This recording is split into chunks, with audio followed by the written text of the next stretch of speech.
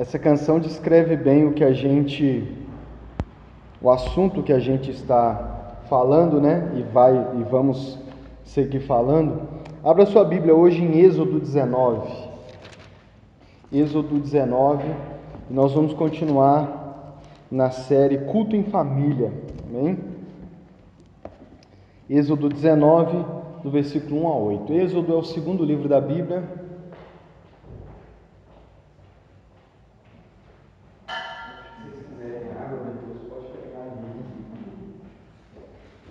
Êxodo 19, versículo 1 ao 8.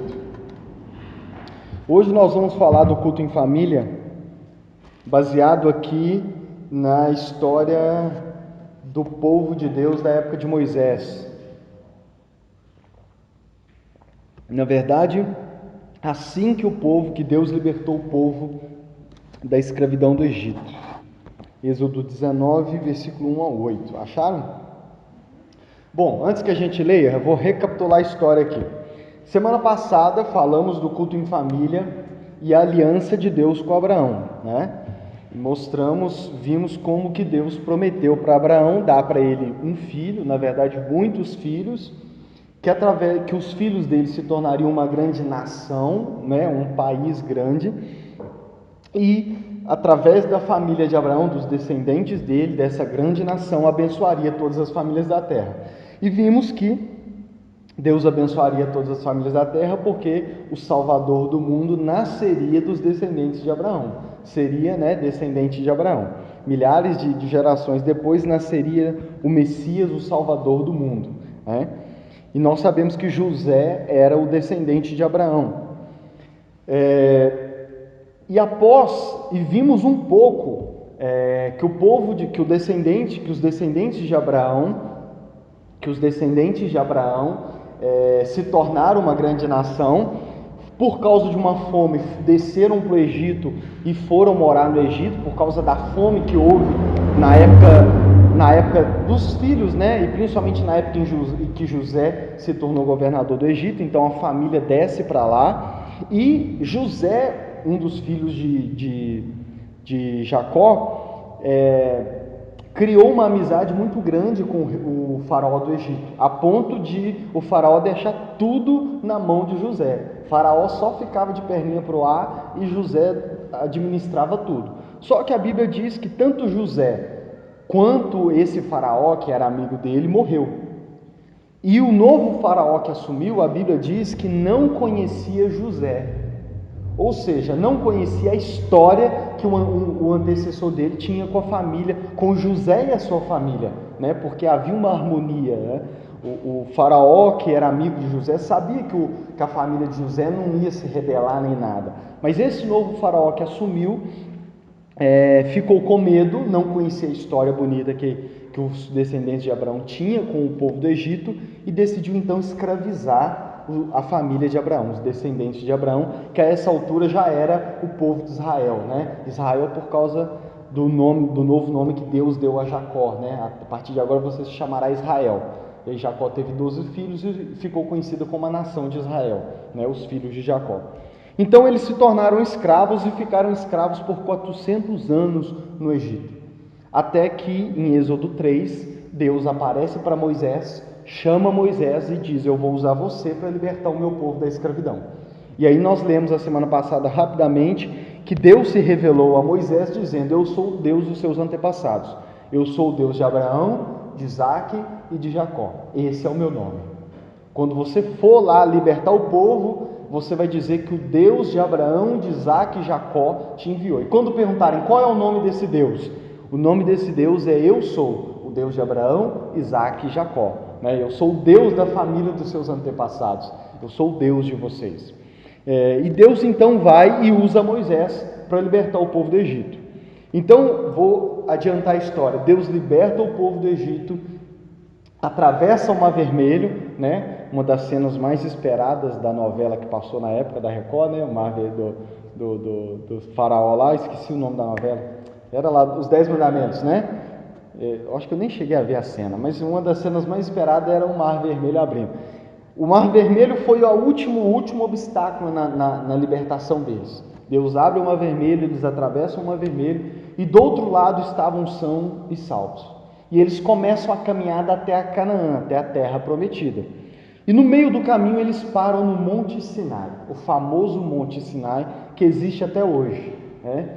E talvez, quem sabe, um dia a gente vai lá visitar, pelo menos para conhecer, né? Foi aqui que Moisés subiu e viu Deus face a face. Mas existe até hoje o Monte Sinai lá em Israel. Então, eles param no Monte Sinai e Deus diz assim para Moisés: acampem, montem acampamento aqui ao pé do Monte Sinai. E Deus então chama Moisés para o topo do Monte Sinai para poder falar com Moisés. E esse é o texto que nós vamos ler aqui em Êxodo 19. Então vamos ler agora que eu recapitulei a história, chegamos até Êxodo 19. Vamos ler Êxodo 19, do versículo 1 ao 8. Diz assim: os israelitas partiram de Redifim, e no primeiro dia do terceiro mês, depois de terem saído do Egito, chegaram ao deserto do Sinai. Eles armaram o acampamento ao pé do Monte Sinai.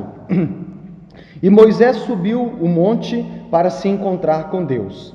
E do monte o Senhor Deus o chamou e lhe disse: diga aos descendentes de Jacó, os israelitas, o seguinte: vocês viram com seus próprios olhos o que eu, o Senhor, fiz com os egípcios e como trouxe vocês para perto de mim, como se fosse sobre as asas de uma águia. Agora, se me obedecerem e cumprirem a minha aliança, vocês serão o meu povo. O mundo inteiro é meu, mas vocês serão o meu povo, escolhido por mim. Vocês são um povo separado somente para mim e me servirão como sacerdotes. É isso que você dirá aos israelitas. Então Moisés foi, chamou os líderes do povo e contou tudo o que o Senhor havia ordenado. Até aí, por enquanto. Vamos orar mais uma vez. Senhor Deus, eis aqui a Tua palavra. Ensina-nos nesta noite a respeito da importância do culto em família e mostra-nos como o Senhor destaca e ensina a importância do culto em família e como é o Teu propósito nós cultuarmos ao Senhor em família através da história aqui da aliança que o Senhor fez com os israelitas no Monte Sinai. Ensina-nos, transforma o nosso coração e molda o nosso coração para que a gente possa compreender a importância dessa feliz responsabilidade que o Senhor nos concedeu para a glória do Senhor. Amém? Então vamos lá. O povo está ao pé do Monte Sinai. E esse povo que está aqui, e lembrando que no início de Êxodo, lembra que Deus disse para Abraão: os seus filhos vão ser como as estrelas do céu, difíceis de contar? O início de Êxodo, não lembro agora o capítulo e o versículo, mas no início do Êxodo diz que no Egito eles se multiplicaram de tal maneira que já era impossível contar. Eles já eram como as estrelas do céu. Ou seja, aqui em Êxodo, nessa época aqui, Deus já tinha cumprido a promessa que Ele fez para Abraão. Os descendentes de Abraão, os israelitas, já eram difíceis de contar. Até por causa disso, se a gente ler o início de Êxodo, o faraó ficou com medo deles. Porque eles falaram assim: esse povo é imenso, é um número grande. Se eles decidirem se rebelar contra nós, é perigoso eles vencerem a guerra e dominarem tudo, né? Por isso que o faraó decidiu: vamos escravizá-los. E Deus liberta eles e manda eles acamparem ao pé do Monte Sinai. E manda Moisés subir, diz: Moisés, manda o povo acampar e sobe aqui porque eu quero falar com você. E a Bíblia diz que Moisés fica 40 dias e 40 noites, 40 dias no Monte Sinai. E Deus, o que Deus estava fazendo no Monte Sinai? Deus estava revelando para Moisés os mandamentos. Só para você entender, tudo que Moisés escreveu no livro de Êxodo, Números, Levíticos e Deuteronômio é o que Deus revelou para ele.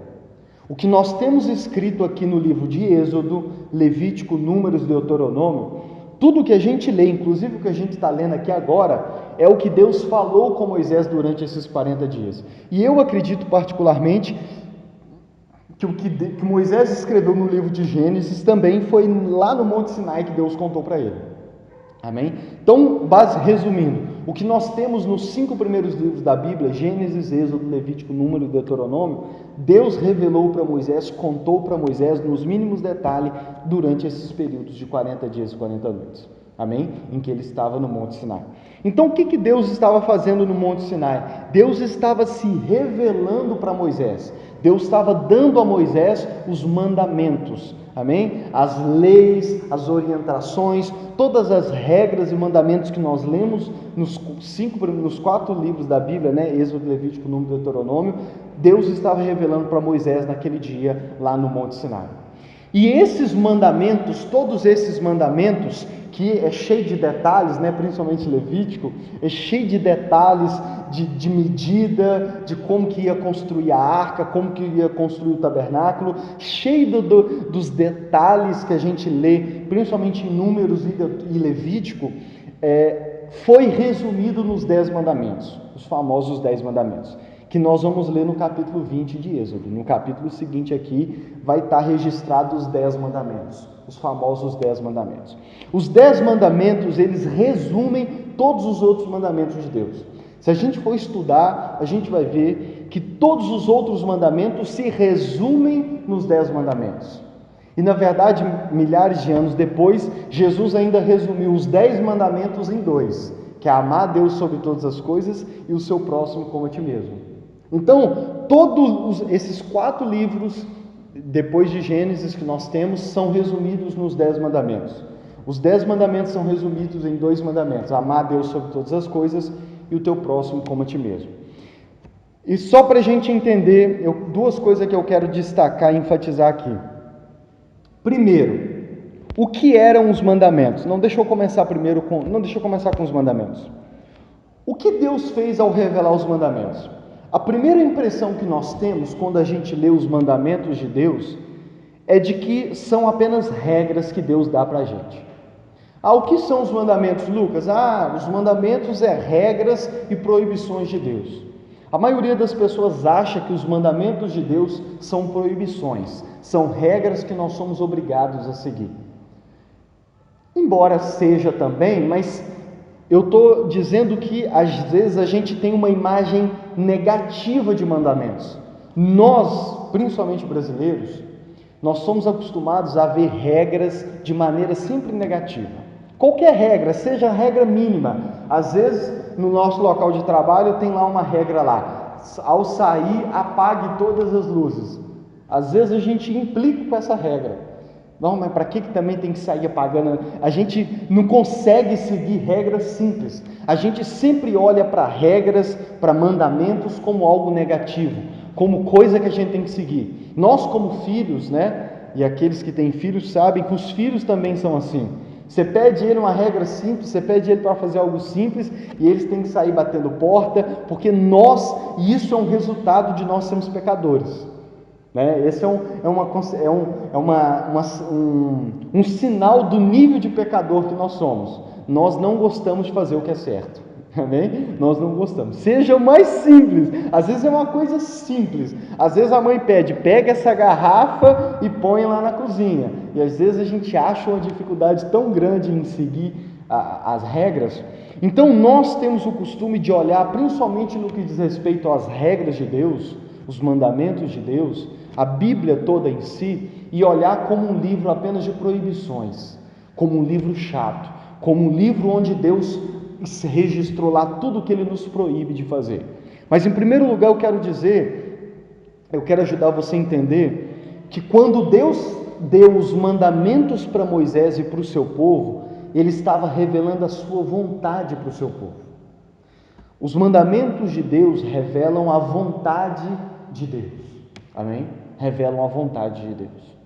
Por exemplo, quando Deus diz assim, não matarás.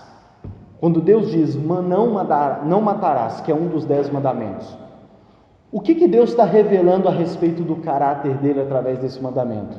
Deus está revelando que Ele ama todas as pessoas, que Ele se preocupa com todas as pessoas, que todas as pessoas foram criadas à sua imagem e à sua semelhança. Portanto, esse é o motivo pelo qual Ele disse, não matarás. Por que vocês não devem matar? Porque todo ser humano independente de como ele é criado à minha imagem e à minha semelhança. Amém? E eu trato todos os seres humanos de maneira igual. A Bíblia diz que Deus não faz acepção de pessoas. Amém? Por causa disso, porque Deus trata todas as pessoas iguais, é que ele disse: não matarás.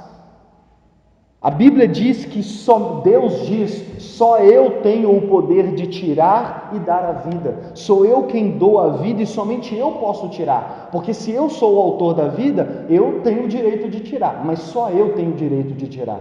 Portanto, não matarás. Nenhum ser humano tem o direito de tirar a vida de um outro ser humano. Então, nós podemos fazer isso com todos os mandamentos. Com todos os mandamentos, nós podemos entender o motivo pelo qual Deus deu ele, e sempre a gente vai ver que o motivo de Deus ter dito não faça isso, não faça aquilo, ou faça isso e aquilo outro, tem sempre um motivo. E se a gente tiver de coração aberto, a gente vai ver que a gente admira e passa a amar mais a Deus quando a gente entende os motivos pelo qual ele registrou esses mandamentos. Por exemplo, não adulterarás. Você quer um mandamento maravilhoso igual a esse? Não adulterarás?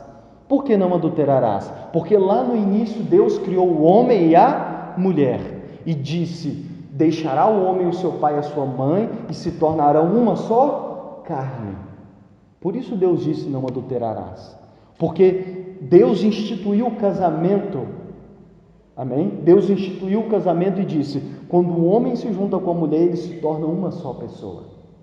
Portanto, que Jesus, quando esteve nessa terra, ele disse, portanto, o que Deus uniu, após citar esse versículo de Gênesis, portanto, o que Deus uniu, não separe o homem. Deus é um Deus que valoriza a fidelidade.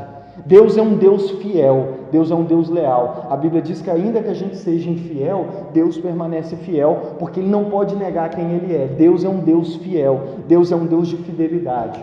Portanto, Ele quer também, quando Ele diz não adulterarás, Ele está querendo dizer: eu quero que vocês sejam fiéis como eu sou fiel. Amém? Como eu sou fiel. Então, resumindo, porque senão a gente fica só no estudo aqui dos 10 mandamentos. Mais para frente a gente faz isso. Resumindo, quando Deus revela os mandamentos dEle, as ordens dEle para o seu povo, até mesmo aquelas que a gente fica assim, nossa, mas que chatice, Principalmente quando a gente lê alguns trechos da Bíblia, a primeira impressão que a gente tem é: que chatice, para que tem isso na Bíblia? Mas a gente pode ver que cada detalhe do que está registrado na Bíblia, cada pequeno mandamento de Deus, revela algo a respeito de quem Ele é. E se a gente souber, se o Espírito Santo abrir o nosso coração para compreender, a gente vai ver que a gente tem muito mais motivos para glorificar a Deus, para se apaixonar por esse Deus. Mas é isso que Deus está fazendo aqui. E só para você entender, Deus disse aqui para o povo, se vocês me obedecerem e cumprirem a minha aliança. Deus não está fazendo uma nova aliança.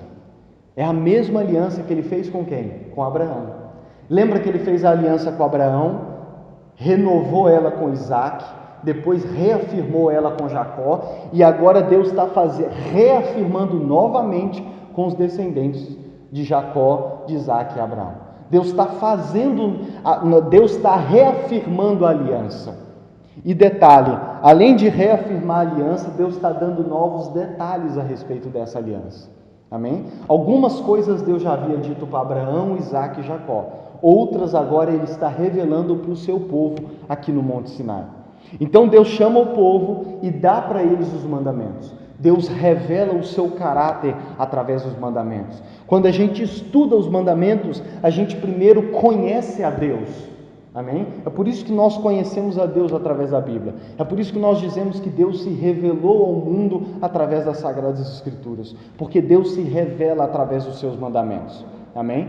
E a segunda coisa, Deus está dando novos detalhes da aliança que Ele fez com Abraão, Isaac e Jacó. E está dando novos detalhes com o seu povo. E o interessante, o que eu quero enfatizar agora, o ponto em que eu quero entrar agora, Deus diz assim, olha, se vocês me obedecerem e cumprirem a minha aliança, vocês serão meu povo. O mundo inteiro é meu, mas vocês serão meu povo, escolhido por mim. Vocês são um povo separado somente para mim. A principal tradução, a tradução mais comum diz assim, que Deus disse o seguinte: se vocês cumprirem a aliança que eu fiz, que eu estou fazendo com vocês, se vocês cumprirem a parte de vocês da aliança, vocês serão o meu povo exclusivo, o meu povo particular. E Deus diz assim: todo o mundo, toda a terra é minha. Em outras palavras, todos os povos, todas as outras nações, inclusive os egípcios, de onde eu libertei vocês, todos os povos são meus. Eu sou dono do mundo inteiro. Mas nem todos os povos andam comigo, nem todos os povos me obedecem, nem todos os povos me conhecem. Eu não me revelo para as outras nações como eu estou me revelando a vocês. E vocês têm algo exclusivo, vocês têm a oportunidade de ter comigo um relacionamento diferente. Se vocês cumprirem a aliança comigo, se vocês andarem em aliança comigo, me obedecerem, andarem nos meus caminhos, obedecerem a todos os mandamentos que eu estou dando a vocês, vocês, dentre todos os outros, vai ser o meu povo exclusivo. Vocês vão ser aqueles em que eu posso dizer assim: eles andam comigo. Vocês serão aqueles que, embora assim como todas as outras nações são meus, porque eu quem criei, mas vocês vão ter algo especial. Por quê? Porque vocês andam comigo, porque vocês têm aliança comigo, porque vocês me adoram de maneira exclusiva. Vocês não adoram outros deuses, vocês adoram somente a mim. Vocês buscam fazer aquilo que eu desejo, vocês buscam cumprir a minha vontade, diferente dos outros povos. Amém? E Deus diz assim: além de ser exclusivo meu, vocês serão, vocês me servirão como sacerdotes. Vocês me servirão como sacerdotes. Amém? Então, Deus está dizendo, e Deus diz para Moisés: é isso que você vai dizer para o povo. Então Deus manda Moisés como um mensageiro, como aquele que leva o recado, como aquele que representa Deus diante dos povos. Amém? E um detalhe aqui: quando Deus diz que o seu povo seria sacerdote, Deus está lembrando, ser sacerdote. O que é o sacerdote? Deus revela o papel do sacerdote. O papel do sacerdote que Deus revela ao longo da Bíblia aqui, o sacerdote representa o povo diante de Deus. Qual que é o papel, a responsabilidade do sacerdote? O sacerdote se aproxima de Deus para representar o povo. Amém? Para representar o povo. Quando Deus diz ao povo de Israel assim: vocês serão sacerdotes, Deus estava dizendo assim: vocês vão andar comigo para diante de mim representar todas as outras nações. Que é o mesmo que ele havia dito para os antepassados dele. Lembra que Deus disse: através da sua família eu vou abençoar todas as nações da terra? Deus está dizendo a mesma coisa, só que com palavras diferentes. Por isso que você vê que a aliança é a mesma. Está dando para entender? A aliança é a mesma. Os detalhes é que Deus vai acrescentando. Ou então o que ele disse com umas palavras, ele agora diz com outras. Para Abraão Deus disse: através da sua família eu vou abençoar todos os povos da terra. Para o povo aqui, que já eram milhares de pessoas, Deus diz assim: vocês vão ser meus, exclusivos, vão andar comigo, eu estou dando a minha lei para vocês, eu estou me revelando para vocês, vocês vão andar comigo, em aliança comigo, mas vocês vão andar comigo para serem sacerdotes, porque através de vocês eu vou abençoar todas as nações. E nós vemos isso mais para frente da Bíblia, principalmente no livro de Ezequiel. Mas aqui Deus resume dizendo: vocês vão ser sacerdotes, vocês vão representar as nações diante de mim. Eu vou usar vocês e através de vocês eu vou alcançar eles. Amém? Essa é a vontade de Deus. Então Deus dá os mandamentos, e Moisés então desce do monte e começa a contar para o povo tudo que Deus havia dito. Moisés reúne o povo e começa, olha, inclusive Moisés desce do monte Sinai com 2 tábuas com os 10 mandamentos, que o próprio Deus escreveu com o seu dedo, né? Moisés desce com as tábuas, onde estava resumindo os 10 mandamentos, amém? E Moisés conta para o povo não só os 10 mandamentos, mas todas as leis, e inclusive escreve e registra, que é o que nós temos até hoje, amém? Agora vamos lá para Deuteronômio capítulo 6, Deuteronômio capítulo 6, Você está em Êxodo, você anda um pouquinho, você vai passar Levítico, Números e Deuteronômio.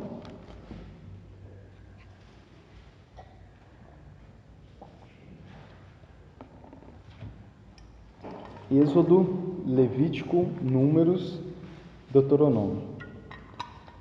Capítulo 6, versículo 1.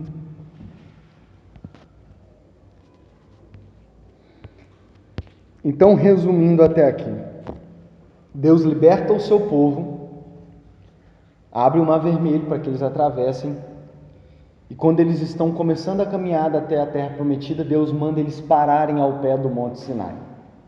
E no Monte Sinai, Deus chama Moisés no alto do monte e revela os mandamentos para Moisés, dá as leis para Moisés. Esse é deixa eu só falar esse detalhe que eu já ia me esquecendo. Esses 5 primeiros livros, tudo que Deus falou com Moisés no Monte Sinai, Moisés escreveu, que é os livros de Gênesis, Êxodo, Levítico, Número e Deuteronômio. Moisés, além de contar de forma oral, de boca para o povo, Moisés escreveu e deixou escrito para que o povo usasse mais para frente. Até, não sei se você vai lembrar, quando Moisés morre e Josué começa a liderar o povo, Josué fica meio que sem saber como ele iria fazer sem Moisés. Deus aparece para ele e fala assim: medita no livro da lei de dia e de noite, porque assim, se você cumprir o que está lá, tudo vai dar certo para você. Ou seja, os livros que Moisés tinha escrito, Deus agora está dizendo para Josué: medita neles, leia eles de dia e de noite. Então, na época de Josué já tinha esses 5 primeiros livros escritos, que através deles escritos em pergaminhos, claro, né? Josué podia ter acesso, podia ler, podia ver tudo que Deus havia ordenado. Então Moisés escreve e eles passam a chamar e a reconhecer esses 5 primeiros livros como lei de Moisés. Amém? Em toda a Bíblia, quando você vê falando a lei de Moisés, está se referindo a esses 5 primeiros livros da Bíblia. Amém? É a lei de Moisés ou Torá, é uma outra palavra também, que principalmente os judeus até hoje se referem aos 5 primeiros livros, que é a Torá de Moisés. Torá, lei é a mesma coisa. Um outro nome que é dado para os 5 primeiros livros também é Pentateuco, que é 5 livros, né? Pentateuco, que é 5 livros. Então, quando você ouvir falar lei de Moisés, ou só lei em toda a Bíblia, quando você ouvir Torá, quando você ouvir Pentateuco, está se referindo a esses 5 primeiros livros, que é o que Deus revelou para Moisés nesse dia no Monte Sinai. Amém? Que revela os mandamentos de Deus. Lucas, os mandamentos são as regras chatas de Deus? Não. As regras, os mandamentos de Deus revelam o caráter de Deus, revela a vontade dele para o seu povo. Amém? E Deus faz uma aliança com o povo exigindo obediência a esses mandamentos. Mas essa obediência não é simplesmente obedece, pronto e acabou. Não é às vezes igual o pai e mãe fala com o filho, né? Faz isso. Por quê? Não pergunta por que não, só faz e pronto, acabou. Deus não é assim. Amém? Deus não simplesmente manda a gente fazer as coisas e pronto e acabou. Deus é um Deus que revela os motivos pelo qual devemos obedecer. E Ele revela: se vocês fizerem isso, me obedecerem e cumprirem, tudo vai dar certo para vocês. Amém? Tudo vai dar certo. Porque se vocês não matarem, vai ter problema no meio de vocês, se ninguém assassinar um ao outro. Se vocês não adulterarem, e os casamentos e os maridos e as esposas forem fiéis uns aos outros, a sociedade, a família vai ser forte e a sociedade, a nação vai ser forte. Então perceba como que há um motivo, há uma razão e uma boa razão por trás de todo o mandamento de Deus. E detalhe, obedecer é fruto de amor. Quando nós amamos, nós obedecemos. Quando nós amamos, nós fazemos a vontade, sim ou não? Por exemplo, você lembra quando você começou a namorar com o seu cônjuge? Como que você fazia as coisas para agradar ele? Né? Às vezes coisa que você nem... Às vezes você não fazia com aquele prazer, mas você fazia. Por quê? Porque você amava. Né? Muitos fazem até loucuras, né? Por amor. E um casamento, para se manter, o cônjuge os dois têm que fazer coisas que às vezes não vai gostar, mas que, vamos dizer assim, por amor ele faz, sim ou não? Então, quando Deus diz assim, se vocês me obedecerem, lembra que eu disse, que eu lembrei, que o maior mandamento é amar a Deus sobre todas as coisas? Jesus resumiu dizendo isso. Se eu amo a Deus sobre todas as coisas, se eu entendi quem Deus é, se eu amo sobre todas as coisas, por que então eu não o obedeço? Na verdade, se eu de fato conheço a Deus, se eu de fato amo a Deus, obedecer para mim, de certa forma, vai ser o quê? Fácil. Obedecer não vai ser um peso, vai ser o quê? Um prazer. Se eu conheço a Deus, se eu entendo que os mandamentos que Ele me deu para cumprir não é chatice, mas revela o caráter dele, se eu entendo os motivos pelo qual Deus me deu aquelas regras, aqueles mandamentos, e eu entendo que Ele tem um bom motivo por trás disso, lembrando um texto de Paulo em Romanos, a vontade de Deus ela é boa, perfeita e agradável. Se eu creio que a vontade de Deus é boa, perfeita e agradável, se eu de fato creio nisso, então quando Deus revela os seus mandamentos, eu só posso entender que o motivo pelo qual Ele quer que eu obedeça aqueles mandamentos é um motivo bom, perfeito e agradável. Então, por que eu vou achar que é chatice? Às vezes eu posso não entender, mas se eu não entendo, eu pergunto para Ele, Deus, por que disso?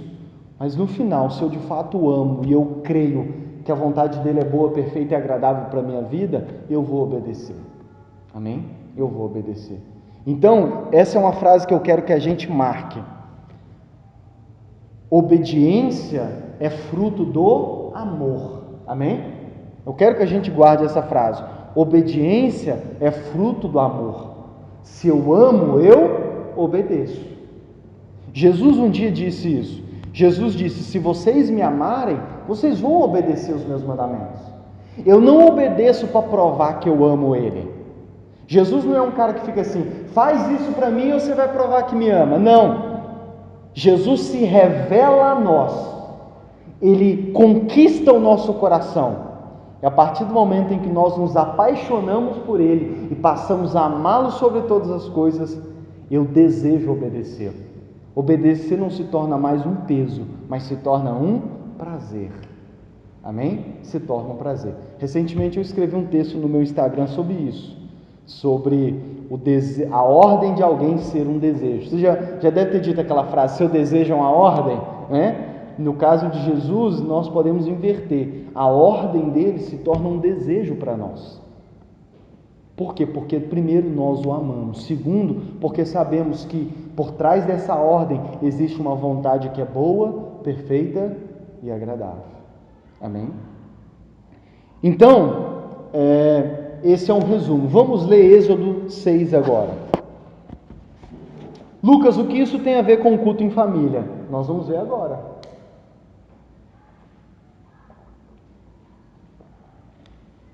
Vamos ler aos poucos, hein? Êxodo capítulo... Êxodo não, gente.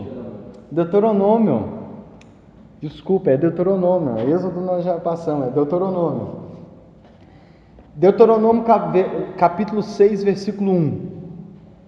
Diz assim, Moisés disse ao povo, são esses os mandamentos e as leis que o Senhor nosso Deus mandou que eu ensinasse a vocês. Portanto, obedeçam a esses mandamentos na terra em que vão entrar e que vão possuir. Temam o Senhor nosso Deus, vocês, os seus filhos e os seus netos, e cumpram sempre todos os mandamentos e leis que eu lhes estou dando, e assim vocês viverão muitos anos. Versículo 3: Povo de Israel, tenham o cuidado de cumprir a lei de Deus. Então, conforme disse o Senhor, o Deus dos nossos antepassados, tudo correrá bem para vocês, e vocês se tornarão numerosos naquela terra boa e rica onde vocês vão viver. Versículo 4: Escute, povo de Israel, o Senhor e somente o Senhor é o nosso Deus. 5: Portanto, amem o Senhor nosso Deus com todo o coração, com toda a alma e com todas as forças. Até aí. por enquanto. Para você entender, Deuteronômio é conhecido como o livro da repetição. Por que o livro da repetição? Porque ele, em Deuteronômio, é a repetição de muitas leis que Deus já havia dito. Então é mais ou menos assim: o que Deus disse, revelou e Moisés escreveu em Êxodo, Levítico e Números, Êxodo, Levítico e Números, Deus agora repete em Deuteronômio. É meio que Deuteronômio resumindo tudo de novo. Tanto que você vai ver em Deuteronômio discursos finais de Moisés. Vai ter vários subtítulos assim: o discurso final de Moisés, o último discurso de Moisés, discurso quando Deus já havia revelado para Moisés que ele ia morrer. Então Moisés repete para o povo o que ele já havia dito. Amém? O que ele já havia dito. E isso ao longo dos 40 anos que eles demoraram para andar no deserto até a terra de Canaã. Então já no final da sua vida, Moisés repete. Por quê? O segredo do aprendizado é a repetição. Tudo que a gente quer aprender, a gente precisa repetir. Na verdade, tudo que a gente faz na vida, tudo que é importante, tudo que a gente quer aprender, a gente sempre, seja na prática ou conhecimento, intelectual, a gente vai repetindo para poder fixar. Por isso que a gente lê a Bíblia várias e várias vezes. Amém? Por isso que música, quando eu quero absorver o que a música diz, eu ouço ela. Eu tenho ouvido a semana inteira já as músicas do Marcos Almeida, que é a música que eu nunca tinha ouvido e agora eu estou ouvindo. A maioria eu já até decorei, de tanto que eu ouvi essa semana. Enfim, quando o livro é bom, eu leio ele mais de uma vez. Mas enfim, o segredo do aprendizado é a repetição. Em Deuteronômio, Moisés está repetindo as leis. Por isso que ele começa dizendo: são esses os mandamentos e as leis que o Senhor nosso Deus mandou que eu ensinasse a vocês. Portanto, obedeçam a esses mandamentos. E aqui ele acrescenta um negócio. Ele resume aqui. É bom também porque Deuteronômio ele resume bem toda a lei. Ele diz aqui, versículo 4: escute, povo de Israel, o Senhor e somente o Senhor é o nosso Deus. Portanto, amem o Senhor nosso Deus com todo o coração, alma e com todas as forças. Lembra que é exatamente usando essas palavras que Jesus disse. Qual é o mandamento mais importante? Perguntaram para Jesus. Ele disse: amarás o Senhor teu Deus sobre todas as coisas, com toda a tua alma, com todo o teu coração, com todas as suas forças. Esse é o primeiro mandamento. Por quê? Por que esse é o primeiro? Porque se você amar Deus sobre todas as coisas, como eu disse, você vai obedecê-lo em todas as outras coisas. Amém? Se você ama a Deus. Por isso que amar a Deus é o primeiro dos mandamentos. Porque se você ama, você obedece. Obediência é fruto do amor. Amém? Se eu amo alguém, eu vou firmar aliança com ele, eu vou cumprir aliança com ele. Amém? E Deus diz assim, e Moisés diz assim: quando vocês chegarem na terra prometida, cumpram todos esses mandamentos. Amém? Cumpram todos esses mandamentos. Agora vamos para o versículo 6 de Deuteronômio 6. Versículo 6: guardem sempre no coração as leis que eu lhes estou dando hoje. Guardem sempre no coração. Esse deve ser um desejo do nosso coração, ter guardado no nosso coração os mandamentos de Deus. É por isso que a gente lê a Bíblia, é por isso que a gente ouve a pregação da palavra de Deus.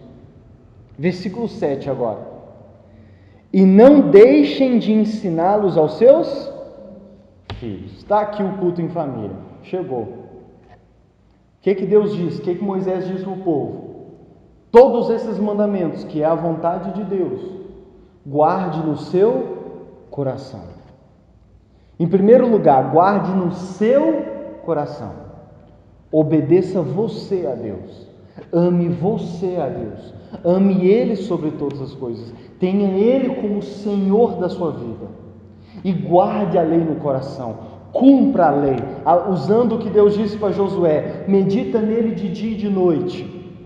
Medita nele a ponto de você decorar, se possível. Amém? Mas aí ele diz assim: e ensine para os seus filhos. Está aqui o culto em família. Qual que é um dos propósitos do culto em família? Ensinar para a nossa família, para os nossos filhos, as leis de Deus, os mandamentos de Deus. A ensinar os nossos filhos a amar a Deus sobre todas as coisas, porque esse é o primeiro e principal dos mandamentos.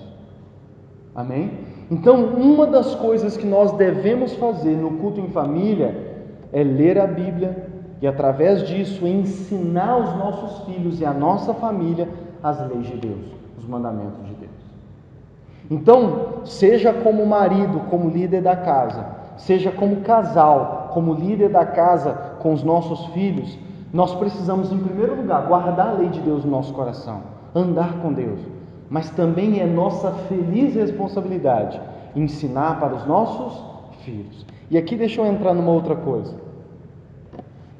Eu sou pastor da igreja. A responsabilidade de ensinar para os seus filhos e para a sua família a palavra de Deus não é, em primeiro lugar, minha. É de quem? Sua. Pai e mãe. Em primeiro lugar ainda do pai. Amém? Em segundo, e junto com o pai, a mãe. Então, o casal junto. Deus não diz para a gente... Não há mandamento na Bíblia, pegue os seus filhos, leve para o culto da igreja e lá o pastor vai ensinar a ele a vontade de Deus, a palavra de Deus. Você nunca vai ver isso na Bíblia. O que você vai ver na Bíblia é esse padrão, e nós vamos gastar 2 meses para a gente ver exatamente isso. Como que a Bíblia inteira, Deus, o relacionamento de Deus em primeiro lugar é com o pai e a mãe, para dizer, andem comigo, vivam comigo, me amem sobre todas as coisas e ensinem os seus filhos o mesmo. Amém? Lucas, então qual que é o papel do pastor? Ajudar você, pai e mãe. Efésios capítulo 4 diz que o chamado do pastor, a missão do pastor é treinar e capacitar os cristãos para a obra do ministério. E um dos detalhes dessa obra do ministério é ensinar os seus filhos os caminhos de Deus. Então, qual que é a minha responsabilidade como pastor? É ajudar você, é capacitar você, é treinar você, é ajudar você a entender a palavra de Deus. Amém? É tirar suas dúvidas, é caminhar com você, é ajudar você, é ser usado por Deus para ajudar você a aperfeiçoar os dons que Deus te deu. O meu papel aqui é como treinador, amém? É o papel de te motivar, de te incentivar, de ajudar você nas suas dúvidas, de ajudar você a entender melhor a palavra de Deus, para que então você ensine para a sua família e para os seus filhos. Portanto, pai e mãe nunca podem estar satisfeitos de apenas levar os seus filhos para a igreja. Ah, não, eu levo meu filho para o culto e lá ele vai para a escolinha ou senta no salão e ouve o pastor pregar e eu já estou ensinando os meus filhos no caminho de Deus. Não. A responsabilidade que nós pais temos, que nós como família temos, é entender a palavra de Deus, crer na palavra de Deus, andar com Deus e ensinar para os nossos filhos. Amém? Ensinar para os nossos filhos. No dia em que Jesus voltar, que Deus perguntar por que os seus filhos não andaram comigo, você não vai poder falar, porque o Lucas que não, o pessoal da escolinha que não ensinou direito. Não. Eu quero que a gente estabeleça isso na nossa igreja. A responsabilidade, em primeiro lugar, é de quem? Do pai e da mãe. Portanto, aqui está 2 motivos pelo qual nós devemos andar com Deus e crer e conhecer a palavra de Deus, os mandamentos de Deus, a lei de Deus. Em primeiro lugar, para que a gente tenha um relacionamento com Ele, para que a gente tenha uma aliança com Ele, para que a gente ande com Ele, para que a gente faça o que Ele quer que a gente faça na nossa vida, para que obedecendo e seguindo os mandamentos de Deus, a gente viva para a glória de Deus. Mas em segundo lugar, é para que a gente esteja apto para ensinar os nossos filhos. Está entendendo? Diz amém. Para que a gente ensine os nossos filhos. Então, em primeiro lugar, eu leio, estudo a palavra de Deus, creio na palavra de Deus, amo a palavra de Deus, medito na palavra de Deus, para que eu ande com Deus, mas em segundo lugar, para que eu ensine a minha família e os meus filhos. Onde eu tiver dúvida, eu busco a ajuda do meu pastor. Vou nos cultos, ouço o meu pastor pregar, ou os pastores pregar, para que algo que talvez eu não entendi, eles me ajudem a entender. Mas eu também tenho responsabilidade. E eu primeiro preciso entender que eu tenho responsabilidade diante de Deus, porque aqui Deus está estabelecendo um padrão. Entenda que aqui no Monte Sinai, aqui no Êxodo, aqui na história que nós estamos narrando, não tinha igreja, amém? Não tinha templo, não tinha culto, não tinha reunião, está entendendo? Não tinha, nem Moisés subia num púlpito e ficava pregando. Ele ensinou, escreveu e falou: agora vocês leiam, entendam e pratiquem e ensinem os seus filhos. Então qual foi o papel de Moisés? Receber de Deus e entregar para o povo. O povo agora tinha responsabilidade de pegar aquilo, entender, crer e ensinar para os seus filhos. Amém? Ensinar para os seus filhos. Guardem sempre no coração as leis que eu lhes estou dando hoje, e não deixem de ensiná-los aos seus filhos. Olha o que Deus diz: não deixe de ensinar para os seus filhos. Ou seja, vamos ser claros aqui. É negligência e se torna pecado pai e mãe deixar de ensinar a palavra de Deus, os mandamentos de Deus para os seus filhos. Não deixem. Assim como Deus disse: não matarás, não furtarás, não adulterarás, Ele disse: não deixem de ensinar para os seus filhos. Podemos dizer então que é um mandamento de Deus, que nós pais ensinemos aos nossos filhos a vontade dEle e a palavra dEle. Repitam, olha, eu gosto da palavra repetir, uma das minhas palavras favoritas é repetir. Repitam essas leis aonde? Então tá, eu vou fazer isso quando eu estiver no culto, quando eu estiver na célula, quando eu estiver na escolinha ensinando. Não, olha o que Deus diz. Qual é o lugar onde tudo isso que eu falei até agora deve ser praticado? Qual é o lugar onde eu devo meditar na palavra de Deus, onde eu devo ler a palavra de Deus, onde eu devo amar a palavra de Deus, onde eu devo meditar e ensinar para os meus filhos? É na igreja, nos cultos? Não. Olha o que Deus diz: repitam essas leis aonde? Em casa. Também tem e fora de casa, continua a frase, mas em primeiro, em casa. Em casa. Portanto, qual é o primeiro culto da nossa vida? É o culto do domingo na igreja? Não. É o nosso culto em família. Nosso culto em família. Por isso que o culto num salão da igreja no domingo pode parar, por um ou outro motivo, mas o culto em família nunca pode parar. Amém? Um salão para cultuar a Deus a gente pode ficar sem, a gente pode perder, o dono pode pedir o salão, a gente por causa de uma pandemia pode parar os cultos públicos como igreja, mas o culto em família nunca pode parar. É por isso que nós queremos resgatar essa prática na nossa vida, na vida da igreja como cristãos, porque é algo que a igreja nunca deveria ter abandonado. Entenda que eu venho dizendo que a gente vai colocar o culto em família acima das células. Mas o culto em família, na verdade, ele tem prioridade até mesmo acima do culto público. Está dando para entender isso através da palavra? Está vendo a importância do culto público, do culto em família e da prioridade que Deus dá para o culto em mas é como se Deus dissesse assim: não dependa do culto aos domingos para ensinar os seus filhos a minha palavra, para andar comigo. Não dependa do seu pastor para compreender e estudar a minha palavra e ensinar para os seus filhos. Não dependa dos cultos públicos, não dependa das células, não dependa das outras pessoas. Assuma a sua responsabilidade. Se você tiver quem ajude, bem, amém? A igreja existe para que um ajude o outro. Estão entendendo? A Bíblia está repleta disso. Edificai uns aos outros, nós ajudamos uns aos outros. Mas a ênfase que eu estou dando é: se não estiver ninguém para me ajudar, se eu não tiver um pastor, se eu não tiver a igreja, se eu não tiver o culto público, ainda assim eu preciso assumir a minha responsabilidade de Deus. Ainda assim eu tenho a palavra de Deus em casa. Ainda assim eu tenho o Espírito Santo, eu tenho o próprio Deus comigo. Então nada é desculpa para que eu abandone ou negligencie o culto em família. E na verdade o primeiro culto da nossa vida é o nosso culto em família. Amém? É o nosso culto em família. Repitam essas leis.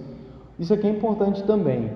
Repitam até elas entrarem e ficarem guardadas no seu coração. Repita através de louvor, repita lendo a Bíblia mais de uma vez, repita, amém? Repita essas leis em casa e fora de casa. Olha interessante, quando se deitarem e quando se levantarem. Olha que bacana. Uma pergunta: qual é a primeira coisa que vem à mente de vocês, que vem à nossa mente? Vamos pensar um pouquinho. Qual é a primeira coisa que vem à nossa mente? Qual é a primeira coisa que a gente fazemos no dia como família? Às vezes é cada um pegar o seu celular. Qual é a última coisa que nós como família fazemos juntos no dia? Às vezes é dar mais uma checada no celular. Às vezes é ver um filme. Às vezes é ver uma série, uma novela. Mas o que Deus está dizendo é: repitam essas leis em casa, ao se levantar e ao se deitar. A vontade de Deus é que a primeira e a última coisa que a gente pense e faça como família no dia é o quê? A vontade dele, é a palavra dele, é cultuá-lo. É claro que você não precisa ler a Bíblia de manhã e à noite, não é disso que a gente está se tratando. Se for possível, bem, ótimo, mas não é disso que está se tratando. Mas o que eu entendo é que Deus está dizendo assim: deixe com que a rotina da sua família, até a rotina da sua família, mostre que em primeiro lugar é Deus na vida de vocês. Porque às vezes a gente faz muita coisa e em momento nenhum a gente parou para agradecer a Deus, para louvar a Deus, para cantar um louvor a Deus, para ler um versículo em família. Estão me entendendo? E às vezes a gente pode dizer assim no domingo: eu amo a Deus sobre todas as coisas, pôr uma frase no carro, mas não é isso que a nossa rotina revela. Às vezes o que a nossa rotina revela é que a série, ou o celular, ou a rede social é o que a gente mais gosta, é o que a gente mais faz em família. Tem pastores que eu ouço que eles dizem assim: qual é a imagem mais forte que os seus filhos vão ter quando eles crescerem? Qual é aquela imagem que quando os seus filhos tiverem os filhos deles, eles vão contar? Será que eu e papai e mamãe assistíamos televisão, eu, papai e mamãe passeávamos no parque, eu, papai e mamãe víamos Netflix, eu, papai e mamãe gostava de brincar? E eu já vi pregações de pastores dizendo assim: quão maravilhoso seria se a imagem mais forte no coração dos seus filhos fosse o culto em família, fosse os momentos em que vocês adoraram a Deus juntos, fosse os momentos em que vocês leram a Bíblia juntos. Amém? Amar, versículo 8. Amarrem essas leis nos braços e na testa, para não se esquecerem. As escrevam nos batentes das portas das suas casas e nos seus portões. Em outras palavras, use todas as estratégias possíveis para que vocês guardem a palavra de Deus e assim amem a Deus. Amém? Se tiver de escrever na parede, escreve. Se tiver de escrever no braço, escreva. Façam que tudo na sua casa, que tudo na sua vida e na sua família, tudo que for possível, que for capaz, que puder ser usado para lembrar a Deus, a palavra de Deus, os mandamentos de Deus, e para que sirva para a glória de Deus, faça. Amém? Faça. Coloque adesivos, faça o que tiver de fazer. para que Deus seja honrado na casa de vocês. Essa é a importância do culto em família. É isso que nós queremos praticar com o culto em família. Amém? Agora eu finalizo com João capítulo 5 e Lucas 24. João capítulo 5, Novo Testamento. Mateus, Marcos, Lucas, João. Mateus, Marcos, Lucas, João.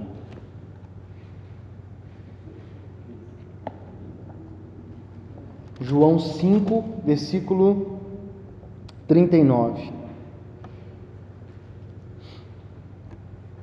João 5, 39.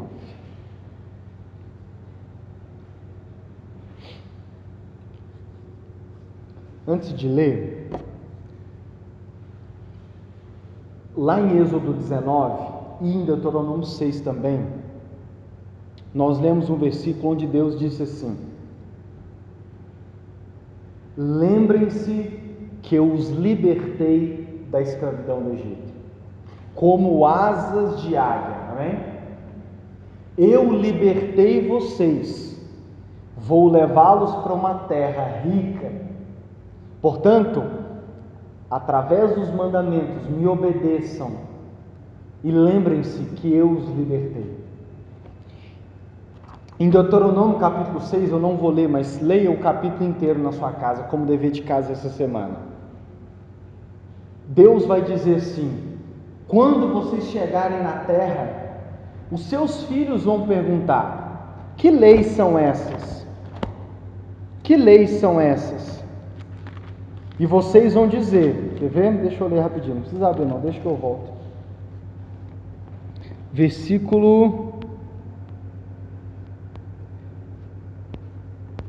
Deixa eu ver aqui. No versículo 20 de Deuteronômio 6 diz assim: no futuro, os seus filhos perguntarão: por que foi que o Senhor nosso Deus nos deu esses mandamentos e essas leis? Aí vocês responderão: nós éramos escravos do rei do Egito, mas o Senhor, com seu grande poder, nos tirou de lá. Nós vimos com os nossos próprios olhos os grandes milagres e as coisas espantosas que Deus fez contra os egípcios e contra o seu rei e toda a gente do seu palácio. E Deus nos tirou do Egito para nos trazer aqui e nos dar esta terra, como havia jurado aos nossos antepassados. Ele nos mandou obedecer a todas essas leis e sempre temer o Senhor nosso Deus. Se fizermos isso, Ele nos guardará de todo mal, como tem feito até hoje, e tudo sempre correrá bem para nós. E se tivermos cuidado de obedecer a todas essas leis que o Senhor nosso Deus nos deu, a nossa vida agradará a Ele. Deus diz assim: no futuro, os filhos de vocês vão perguntar: por que Deus nos deu esses mandamentos? Quando vocês estiverem ensinando os seus filhos em casa, ao se deitar, ao se levantar, ao se deitar, caminhando e tal, eles vão perguntar: por que Deus nos deu esses mandamentos? E vocês vão dizer: nós éramos escravos do Egito, mas Ele nos libertou, Ele nos salvou com todo o seu poder. Ou seja, um dos motivos também pelo qual eu obedeço os mandamentos é lembrar da grande salvação que Deus havia feito. Deus disse: um dos motivos para vocês andarem comigo, me amarem, é porque eu libertei vocês. Vocês eram escravos 400 anos e eu libertei vocês. Eu salvei vocês da escravidão. Por que eu estou lembrando disso? Porque olha o que Jesus disse em João 5,39. Olha o que ele disse: vocês estudam as Escrituras Sagradas, porque pensam que vão encontrar nelas a vida eterna, e são elas mesmas que dão testemunho a meu favor, mas vocês não querem vir para mim, a fim de ter vida. Deixa eu te ajudar a entender. Os fariseus eram os religiosos da época de Jesus, e esses religiosos da época de Jesus sabiam o Pentateuco todo de cor, os 5 primeiros livros de cor. Na verdade, uma criança com 14 anos em Israel até hoje já sabe os 5 primeiros livros de cor. já decorou os 5 primeiros livros, com 14 anos. Eles sabiam de cor. Os fariseus eram aqueles que todo sábado lia as escrituras nas sinagogas, um lugar como esse aqui.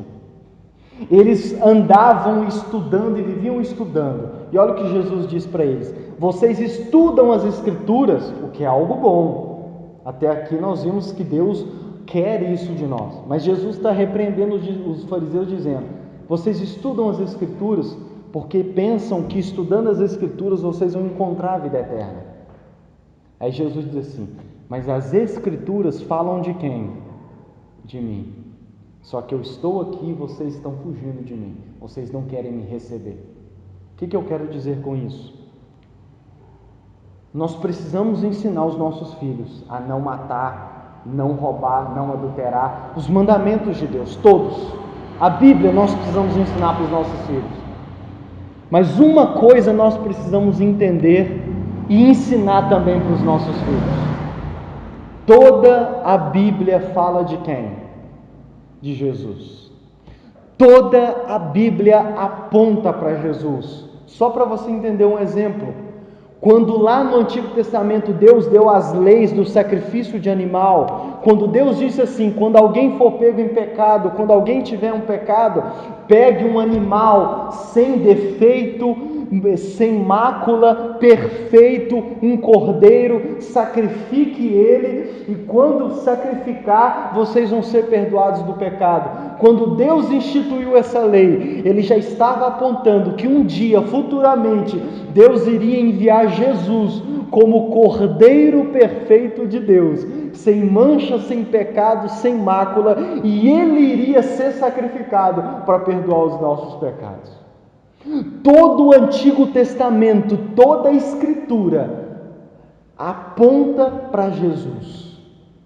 Amém? Cada detalhe da Bíblia é possível nós entendermos como Jesus nos libertou. Portanto, nós não podemos ensinar a Bíblia, os mandamentos, sem entender, em primeiro lugar, e ensinar para os nossos filhos que toda a Bíblia fala de quem? De Jesus. Lucas 24, Jesus no caminho de Emaús, vou ler e vou finalizar. Lucas 24,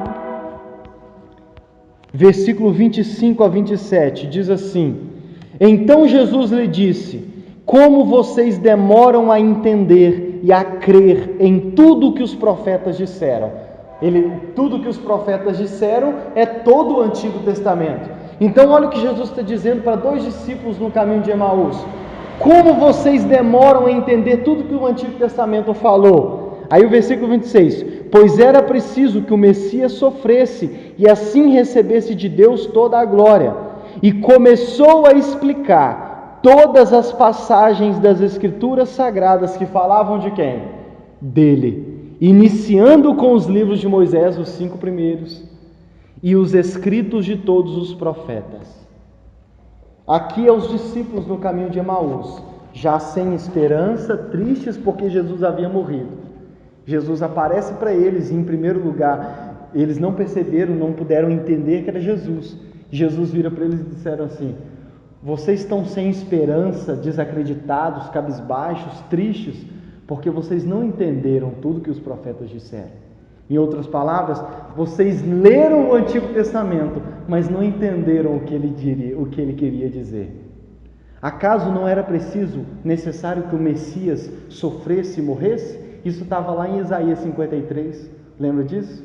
Isaías 53 fala do sofrimento do Messias. Davi, no Salmo 24, fala a respeito da traição que o Messias iria sofrer. Ou seja, Jesus está dizendo: vocês leram o Antigo Testamento, vocês estudam o Antigo Testamento, mas não entenderam como que ele fala a respeito de quem? De mim. E o que Jesus faz caminhando com eles? Começa a explicar para eles tudo que toda a Bíblia, todo o Antigo Testamento falava dele. Por exemplo, Jesus diz: lembra quando Deus disse para Adão e Eva que o descendente dela iria esmagar a cabeça de Satanás? Lembra quando Deus disse para Satanás no jardim do Éden que o fruto da mulher esmagaria a cabeça dele? Estava falando de mim. Em Deuteronômio 18, Moisés diz assim para o povo: Deus vai levantar um profeta, ouçam ele. Moisés estava falando de mim. Amém? Quando Deus instituiu as leis de sacrifício para perdão dos pecados, ele já estava apontando para o perdão que eu iria, como cordeiro sem defeito, oferecer para perdoar o pecado de vocês. Por isso, quando João Batista me viu, ele disse: eis aí o Cordeiro de Deus que tira o pecado do mundo. Em outras palavras, Jesus foi explicando para eles tudo que a Bíblia inteira, todo o Antigo Testamento, falava dele. E é isso que eu tento fazer todos os domingos aqui. Eu prego, e se você observar, eu sempre termino com Jesus, mostrando como que aquilo que eu preguei se completa em Jesus e aponta para Jesus. Reparem para você ver. A maioria dos textos que eu escrevo no Instagram, eu sempre termino apontando para Jesus. Porque essa é a maneira de ler a Bíblia, essa é a maneira de pregar a Bíblia, e essa é a maneira que nós, como pais e mães, devemos fazer no culto em família. Isso é fácil? Não é algo que a gente aprende da noite para o dia. Eu estou aprendendo recentemente, ainda estou aprendendo. Amém? Tem pouco tempo que eu aprendi isso, que toda a Bíblia fala de Jesus e que eu não posso pregar sem mostrar como que ela aponta para Jesus. E eu tenho buscado aprender e pregar dessa maneira. Então é isso que nós também vamos fazer. E isso que eu aqui vou ajudar vocês a entender, para que vocês ajudem os seus futuros filhos e a sua família a entender. Toda a Bíblia, todo esse livro, fala de quem? De Jesus. E da salvação que Ele conquistou para nós. Assim como uma das motivações para o povo de Deus lá na época de Moisés, para ensinar os seus filhos, era lembrar da salvação, de como Deus libertou eles da escravidão do Egito. Uma das motivações para a gente ensinar os nossos filhos no culto em família é lembrar da salvação que Jesus conquistou por nós. A salvação que nós temos é muito maior do que a salvação que eles tiveram. Amém? A revelação que eles tinham de Deus, a revelação que nós temos de Deus é muito mais perfeita do que a que eles tiveram. A revelação que eles tiveram de Deus é através dos mandamentos. A que nós temos de Deus é através do seu Filho Jesus. Aquele que é a expressão exata de quem Deus é. Amém? E é isso que no culto em família não serve para ensinar regra para os nossos filhos. O culto em família, ele serve e deve existir para que a gente aponte os nossos filhos para o Salvador do mundo. Para que a gente ensine para os nossos filhos aquele que nos libertou da escravidão do pecado e da morte. E nos salvou, para que quando Ele voltar, a gente possa viver eternamente com Ele. E se Deus quiser assim, nós e os nossos filhos. Amém? Vamos orar?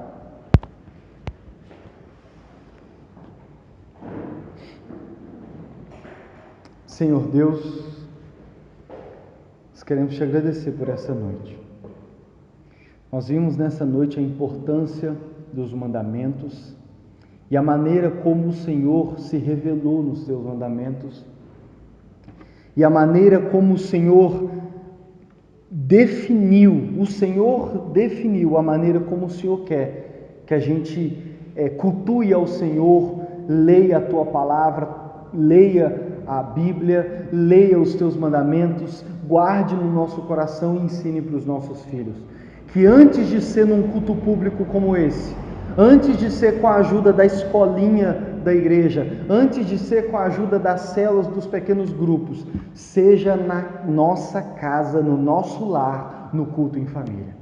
O Senhor aqui, através do Êxodo, através de Deuteronômio, colocou como o nosso lar, a nossa casa, o principal lugar de culto ao Senhor. O principal lugar onde nós estudamos a Tua Palavra, onde nós meditamos a Tua Palavra e onde nós buscamos aprender e ensinar para os nossos filhos a Tua Palavra. E acima de tudo, Senhor, aprendemos que toda a Tua Palavra aponta para Jesus. Portanto, o propósito de cultuar em família e o propósito de ensinar os mandamentos para os nossos filhos é porque todos eles apontam para Ti e para a salvação, para a maravilhosa salvação que nós temos em Ti, o nosso Senhor e o nosso Salvador. Que o Senhor possa nos capacitar e nos ensinar a cumprir essa feliz responsabilidade.